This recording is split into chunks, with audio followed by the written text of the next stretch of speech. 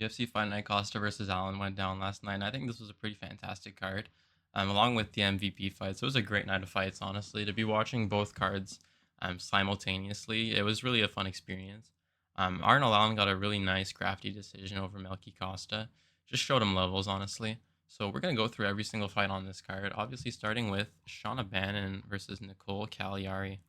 This was a fantastic, fantastic air quotes. This was a decent fight to start off the card. Nicole Caliari looked good in round one.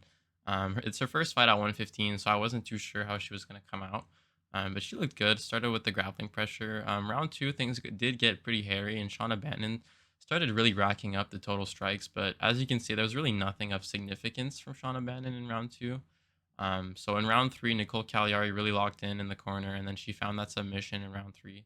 So props to her for getting the dub. It's nice to see her go out and chase a finish. Um, I'm not too sure what's next for her in her first fight at strawweight. So we'll see what the UFC gives her next. And as for Shauna Bannon, um, you know, could be walking papers, but I think the UFC likes Shauna Bannon. So I think they'll probably end up keeping her around. Next, we had Louis Gurule versus Daniel Barez. This was a great fight. I've faded Louis Gurule in almost every single, well, in all of his UFC fights, I've faded Louis Gurule. I haven't picked him, but against Daniel Barez, if I would have picked this fight, I probably would have picked Barez. So I would have got the pick wrong. Gurule really showed me completely. He showed me a level of power that he was landing on Barez that I haven't seen him land against other fighters. He's been pretty slow in the UFC. So against fighters like Osborne, he wasn't really able to land anything, but he was able to find the mark against Daniel Barez quite often. And it looked like every time Louis Gurule was landing, he was landing with the force of about five of Daniel Perez's punches. Perez was red and he looked uncomfortable the entire fight. So a great decision win for Louis Gurule in his first UFC win. I don't really know what's next for him at flyweight. Probably one of these lower level flyweights. I'll say if Cody Durden loses his next fight, I saw Cody Durden's gonna be fighting on the McGregor card. If he loses his next fight, maybe Louis Gurule versus Cody Durden would be a good fight. And for Daniel Barez, I think he's on a 2 or 3 fight losing streak now. The UFC might cut him, but we'll see what happens. I'm not too sure what's next for Daniel Barez, honestly. Up next, Elise Ardelean versus Polyana Viana. Now, impressive submission from Elise Ardelean, honestly. At first I thought that Polyana Viana just like injured herself with the body triangle. I thought she was just holding on to it too hard from bottom position and then ended up just popping something in her knee. It was really weird watching this live. I thought that Polyana Viana's had such a weird career in the UFC that I thought this was just gonna add on to the strangeness of it. But Elise Ardelean, it turns out that she low-key locked up that submission. I think it's called like a capsule submission. I've never heard of it before this fight, but she like winched up her foot with her hip and just completely torqued the knee of Polyana Viana where she was tapping from bottom position. So impressive submission win. She got the performance bonus for it. So honestly, really nice for Elise Ardelean. I'm sure she's really happy with that win. And as for what's next with both these fighters, I'm not sure where they're gonna go next with Elise Ardelean in the strawweight division. And as for Polyana Viana, maybe she could fight Shauna Bannon, and just whoever loses that fight gets the walking papers from the UFC. But we'll see what it is. I could see them doing that, and just whoever loses that one gets cut. But full of Naruto anime tattoos. Listen, it's cool, but the fighting ability just really isn't there for Polyana Viana. She's been finished really weirdly and just beaten dominantly in all of her fights. So we'll see what's next for her. Tough luck, but still a fun scrap regardless. This was my main event of the night. Cody Brundage versus Petroski. Brundage gets the win. Doesn't go to 11-10. I think he's gonna be 12-9. So yeah, good for Cody Brundage. He really needed this win in the UFC. If I was picking these fights, I would have picked Brundage. I've always faded Petroski ever since he knocked himself out on Jacob Malkoon's hip. I'm never gonna pick this guy ever again. He's got a really sus chin. The beard is like a protective cushioning layer that he needs, but regardless, it doesn't matter. This fight though, All jokes aside, Petroski did look good in round one. He was really implementing his game plan. They struck a bit, and he gets the takedown. I was really just thinking that, wow, we're about to get another Petroski decision special. But in round two, Cody Brundage comes out, lands a big shot on Andre Petroski's chin, goes down, and then follows up with some vicious ground and pound to get that win. He needed that win. I'm happy for Cody Brundage. You know, he's always getting put on some of these big cards. We're always seeing him lose, so it's nice to see him get a dub. And Petroski, tough luck for Andre Petroski. Honestly, I don't know what's next for him. As for Cody Brundage, I could see him getting sacrificed to Ateba Goche in his next fight. And maybe if Damian Pinas gets a win, they'll give him to him as well. Sadly, I think he's gonna get he's gonna get sacrificed to one of these contenders. But if it was up to me and I had to matchmake, I would probably put Cody Brundage against Robert Valentin. I think that would be a sick fight. Oh, yeah, and I just wanted to add that actually I want to see a Petroski fight Cedric Damas in his next fight. Yeah, and whoever loses that fight can get cut. But I want to see Dumas get one more shot. So let's see Dumas versus Petroski on the prelims of a big card. Up next, we had Kellen Vieira defeating Jacqueline Cavalcanti by unanimous decision. I picked Kellen Vieira in this fight. I thought that she would get a crafty decision. She's been a win-loss fighter her whole career, and after her last loss to Norma Dumont, she had to win this fight according to the algorithm. So yeah, I picked Ketlin Vieira. But all jokes aside, she is very crafty. She's always been like a staple in like the kind of top 5, 6 range, and she looked good versus Kayla Harrison. Well, she didn't look horrible versus Kayla Harrison, so that's why I was confident. And Cavalcanti, she's young, kind of a sparring session-y kind of fighter. She just stood at range against Vieira. That was the issue. She really wasn't landing much, and she was just getting outstruck pretty much every time with like significant strikes. She was getting held up against the fence. She got taken down. She just got outcrafted by Ketlin Vieira, who's been around for a while, who's been in these fights before. Whereas Cavalcanti, she just wasn't throwing enough. Honestly, she probably could have won this fight if she did more than just walk. She was just walking Ketlin Vieira down and just staring at her from range. So it was kind of frustrating to watch if you picked Cavalcanti for sure. But Ketlin Vieira, she's crafty, so I was pretty faithful in for her to win this fight. So yeah, as for what's next for Ketlin Vieira, I don't know, honestly. Maybe a fight with Jocelyn Edwards. Now that she beat Dumont, I wouldn't want to see like a Dumont rematch. And for Cavalcanti, I'm not too sure what's next for her at women's bantamweight. Coming off wins against fighters like Mara Bueno Silva, who we know is just complete trash. Unfortunately, Mara Bueno Silva, she wasn't allowed to take the pills before the fights anymore, and she just has completely fallen off since. So we'll see what's next for Cavalcanti. Someone in like the top like the top 15, like that range. But we'll see what's next for her. It's not really a tough loss, just like a kind of a, you got craft checked in the top 10. It happens to like most of these women's MMA prospects. They do end up losing their first fights in this range unless you're a phenom. So it is what it is for Jacqueline Cavalcanti. It was a decent scrap though. Next, we had Tommy Gantt versus Artur Minev. This was a good fight. I mean, round one was kind of dull. Tommy Gantt, just really working the wrestling against Minev.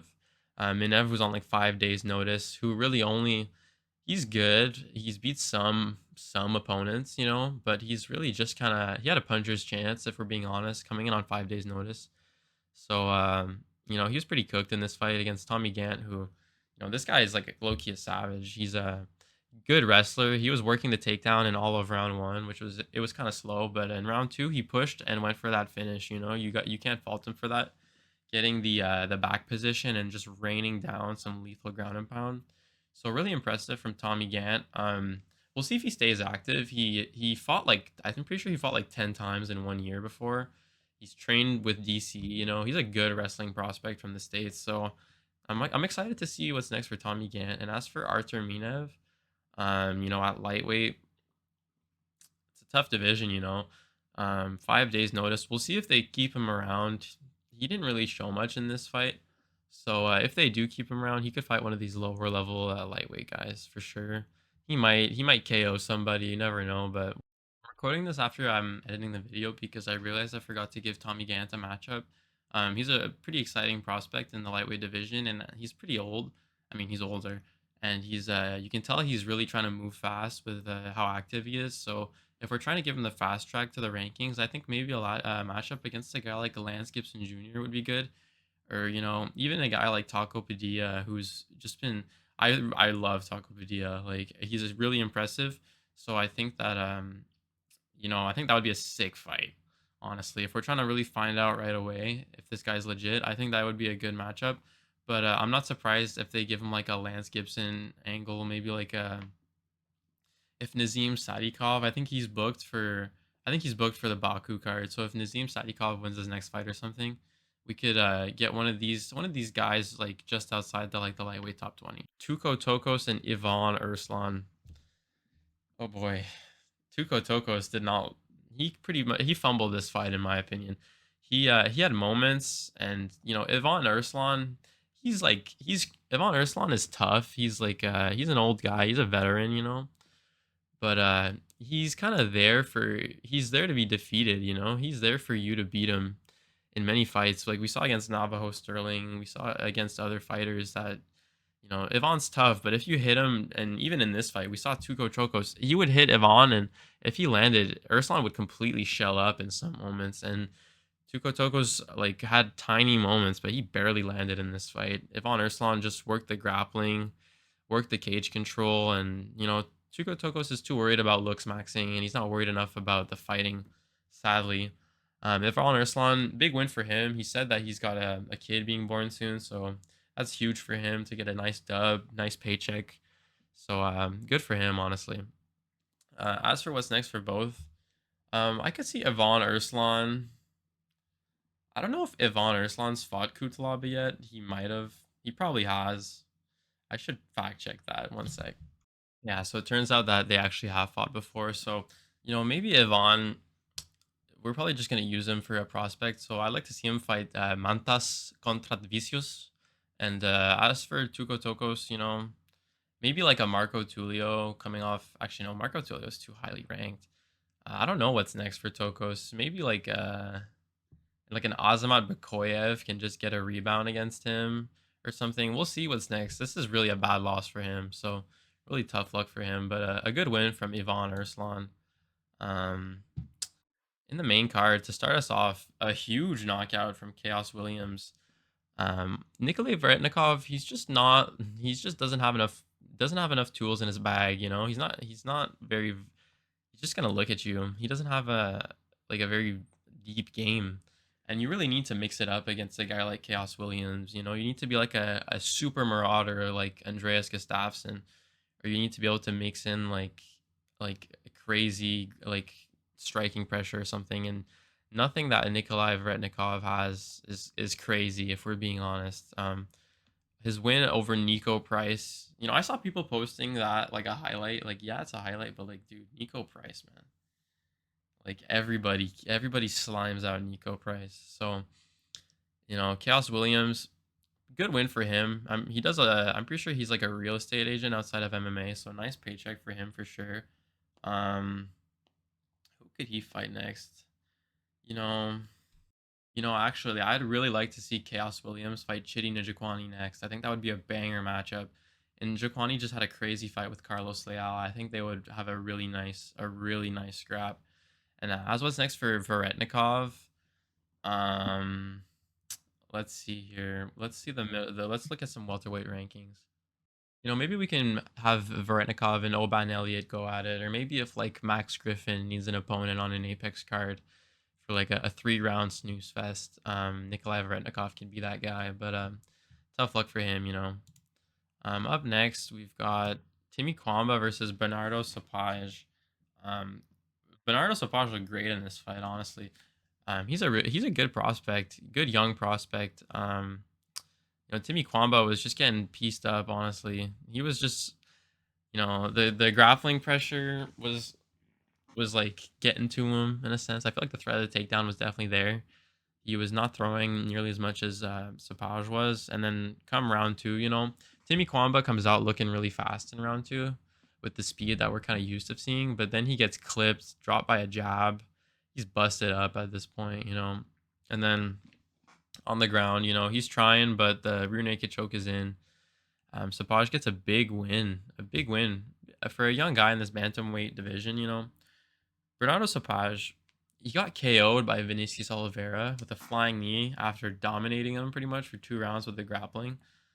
So he fought on 1 week's notice. I'm pretty sure he only fought on very short notice in that fight as well. So he completely gassed out. Um, you know, I think he's decent. I think he has a future. He can build for sure. We can get this guy into a decent, maybe he's like a top 15 guy, you know, like a kind of like a bantamweight Mike Mallet from Albania, if you know what I mean. So we'll see. We'll see what we can do with this guy. Um, you know, actually, I think I like to see Sopaj fight. I like to see him maybe fight Said Nurmagomedov next. I think that would be a good fight. See him tested on the feet again because Timmy Cuamba just didn't throw that much, if I'm being honest. But you know, we've seen Said put up like decent scraps with Oliveira, you know. So I'd like to see him and Bernardo Sopaj go at it. As for Cuamba, he's young. He's really young, so this loss isn't too bad. But you know, it was a pretty bad. It was a tough one. I'm sure it took a lot of damage. So dropped by a jab. So we'll see what's next for him. I'm not too sure. Maybe like if like Victor Henry loses to Bryce Mitchell or something, he'll want to get back in there. I don't know what's next for Timmy Cuamba, honestly. Kind of a tough loss. With he's got some wins in the UFC, but like I can't even name any of the guys he's beat. I think he beat like a Korean guy. I don't know his name anymore, but you know, Timmy Cuamba, we'll see what happens next. Young guy though, he can for sure come back. Modestas Bukauskas, bro. This guy, in my opinion, is a complete. He's just a perennial every time. He's just an underperformer, bro. Like, always bet the over on this guy. Um, he's just like he doesn't have like he looks uncomfortable on the feet for some reason. Like this was a weirdly close fight with a guy in Christian Edwards who came in on super short notice, and like, dude, if you give like if Modestas Bukauskas locked in, he should be able to destroy Christian Edwards in 1 round and KO him, if we're being honest. But he's just like way too comfortable. He said, dude, he stands, he'll genuinely disengage like from the clinch with Christian Edwards, and they reset at range. And Modestas Bukauskas is just staring at Edwards, not throwing anything for a minute straight, just in a stance. Like it's crazy. The crowd, if this was UFC 5, the crowd would have been booing like the whole time, bro. Because like as soon as you're AFK, like the crowd starts booing. And Modestas Bukauskas was AFK in this fight in some moments, bro. If I'm being honest, and like, sure, he looked good. He was always throwing this like hook cross combo, which he was coming from a mile away. Christian Edwards was starting to time him at some points. You know, he could have been against better opponents. Bukauskas is getting slept. Like it's really tough. You know, I'd really like. I really like to see Bukauskas lock in because I thought he was gonna be good. You know, after he got his knee destroyed by Roundtree, but then he had a comeback. I was on the Bukauskas train. You know, I saw him fight live, so I was excited for Bukauskas. But after he lost to Nikita Krylov, bro, nah, man, I'm off that. Like Nikita Krylov, that was a bad loss in my opinion. As for Christian Edwards, my friends and I, we were saying that this guy looked like a dinosaur, bro. I don't know which one it was. Pachycephalosaurus. I'll pull it up for you guys here, bro. But really, this guy's a crazy cranium. I can't lie. But in all seriousness, Christian Edwards did have a solid performance here against Bukauskas. He looked pretty good in round 3. He was able to dominate like physically in the clinch a lot more, and he made things really close. He even got himself like a scorecard on one of the judges' scorecards. So I don't think it. I think it should have been unanimous. Like I think it was a pretty clear Modestas 2-1, but in round 3 he did shake things up a little. I would definitely pick Christian Edwards against a few guys. You know, I might pick him against like an Ibo Aslan or like a more low level 205ers for sure. Hopefully we'll see him at his real weight class, not at catch weight there. With a real training camp, he should look decent. So yeah, we'll see what's next for Christian Edwards. Oh, Malcolm Wellmaker and Juan Diaz. This was a tough watch. You know, I knew about Juan Diaz coming off of the Contender Series, his big win over Quan Il Juan. That was super impressive, but he was kind of getting pieced up on the feet in that fight before the finish, the nasty spinning elbow KO. So I was picking Malcolm Wellmaker going into this fight, and you know, Malcolm Wellmaker, he's a good fighter, but he just it seems like he throws like fluff, like he throws these like fancy kicks and he's doing all these like these movements and stuff, but he's not really doing much. He's not throwing his hands like almost at all. And Juan Diaz had nothing to really be afraid of. And Juan Diaz, I'm pretty sure he's like 16-1 or 17-1 now. He's a real prospect. So he had nothing to be afraid of from Malcolm Wellmaker, and he just started putting a crazy pressure on him. At the end of round one, he dropped him with a big overhand. And dude, like ever since that, dude, he landed this like a knee on the ground, which like landed to the neck area, which it's not illegal, so they didn't take a point from it. But I'm sure that still like hurts. Like for a Wellmaker, that's gotta suck, bro. Getting kneed in the neck like that after you just got dropped, and he's like sitting there looking at the ref. Like it was a really tough look for Malcolm Wellmaker. A lot of people really call this a real fraud check, but Juan Diaz, man, that was a good performance. And then in round two, instantly he just starts applying the grappling pressure, gets a nice takedown, and then gets the back, and just like that, that's all she wrote. So super impressive win from Juan Diaz. That's a really tough loss for Malcolm Wellmaker. I'm sure if Ethan Ewing had more than a week's notice, I'm sure he probably would have KO'd this guy in hindsight, because Ethan Ewing is a savage. So as for what's next, Juan Diaz, maybe Juan Diaz can fight like Rafael Estevam coming off that loss to Ethan Ewing, because like maybe we'll see the grappling test now with Estevam, see if he can break him on the feet. And as for Malcolm Wellmaker, man, I really don't know what's next. Like, we're not. You already beat Chris Matinho. We can't give him Chris Matinho. So like, I don't know. Maybe if like Angel Pacheco wants to make a run again, we can have that'll be a really banger fight. Malcolm Wellmaker versus Angel Pacheco. I think that'd be a good one. Where even if Wellmaker's been outclassed now, he can still show a really nice boxing performance. So I think that would be a good scrap. Um, Duho Choi. What can't I say about this performance? This was a sick fight, first of all. Me and my friends were going crazy in round one. One of my boys started glazing Daniel Santos as it was going. Like, he was throwing crazy bombs in round one. He was landing like the uppercut on Duho Choi at will. It was really impressive. But he was really like throwing everything in round one. So, you know, with what we knew from the Nate Landwehr performance, I was really thinking, man, if Duho Choi can stay patient here, just keep landing his jab, and just weather the storm a bit from Daniel Santos, he'll really make a comeback once Daniel Santos starts to gas. Because we know Santos he's not in the greatest of shape for these UFC guys. So throwing a bunch of wheel kicks, a bunch of really taxing techniques. Um, he landed a lot on Duo in round one, but then come round two, man, Duo Choi started to really bust him up with that jab. Daniel Santos had a ton of bruising around the eyes. He was really starting to look nasty, and then Duo Choi hits him with huge combination, a huge left hand, cracks Daniel Santos.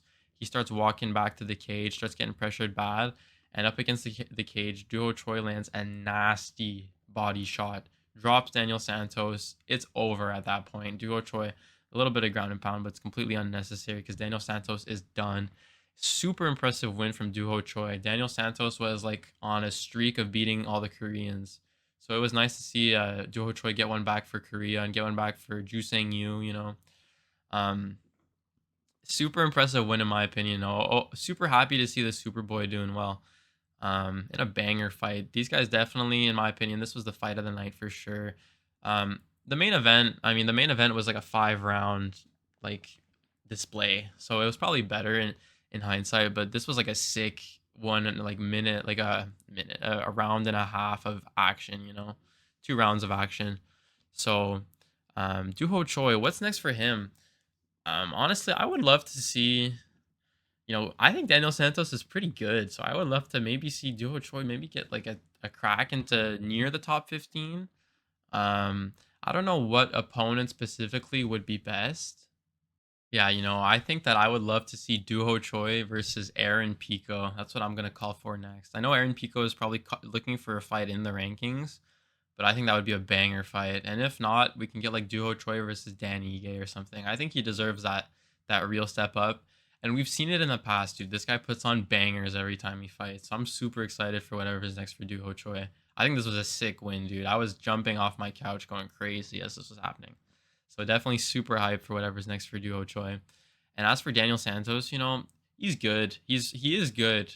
I think it's less like a skill issue and more like a conditioning issue from him. So he doesn't have to go too far backwards, honestly.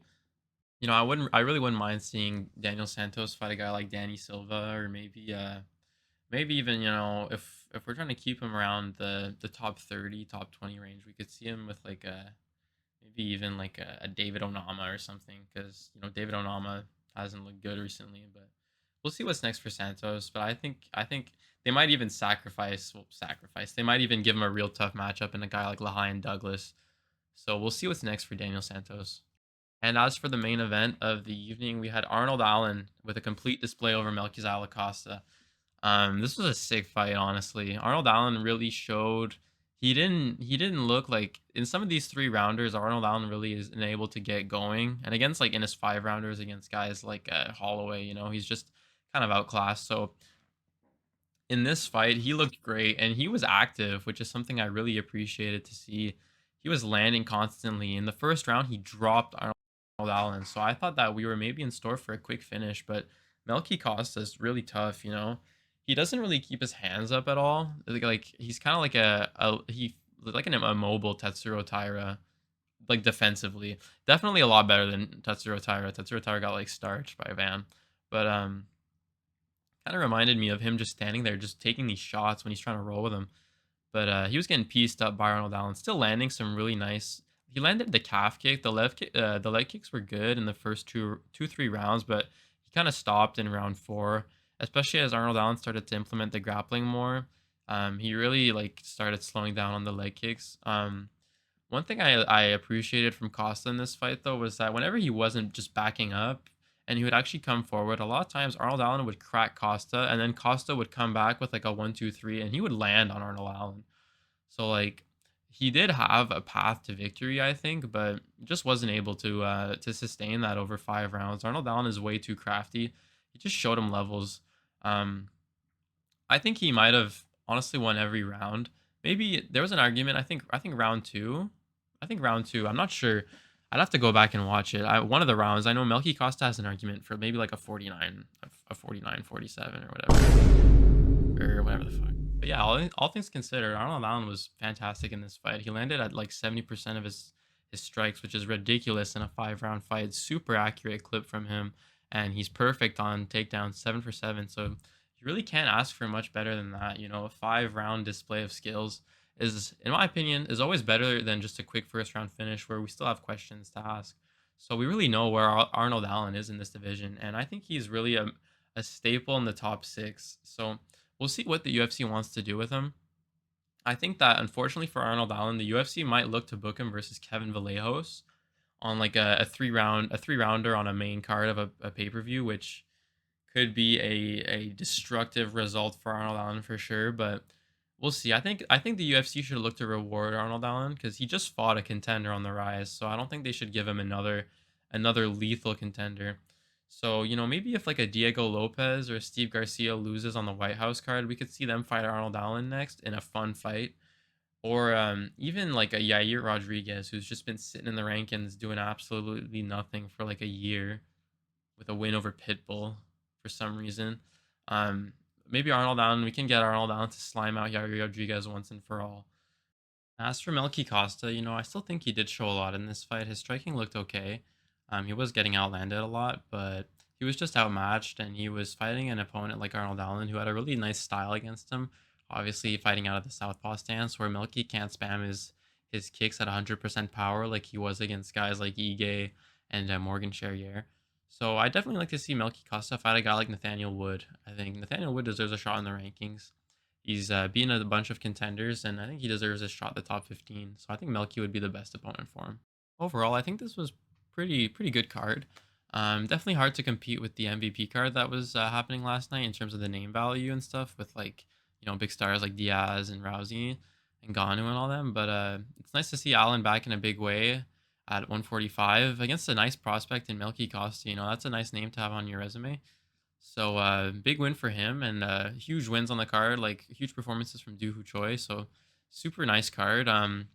I'll be posting content all week over the break that we're gonna have for this week, but I'll be posting my fight prediction next week. At the beginning of fight week for the Song versus Figueiredo card. So make sure you guys keep it here. I'm gonna be doing breakdowns every week, as well as just a bunch of MMA content in general. I've also just started my TikTok account at the same handle. It's Bro Watches MMA on TikTok. So yeah, make sure you guys follow me on all social medias. Like and subscribe, and I'll see you guys in the next video. Peace.